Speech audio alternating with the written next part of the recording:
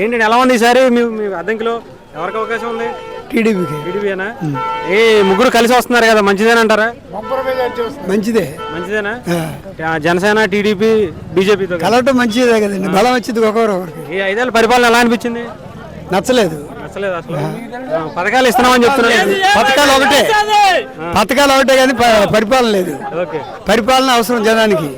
పరిపాలన బట్టి పోతుంటే ఎంత దూరం పోవచ్చు. పరిపాలన లేకపోతే ఇక్కడ ఆగిపోతాం, బాట లేకపోతే.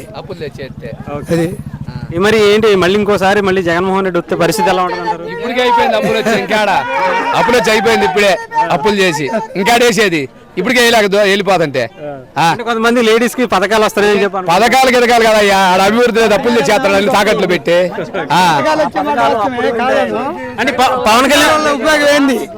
వాళ్ళ ఇంటికి 10కి పోకుండా కూకొని ఇంట్లో తింటాం. పథకాలు పరిపాలన కావాలి, మనకి పరిపాలన అవసరం.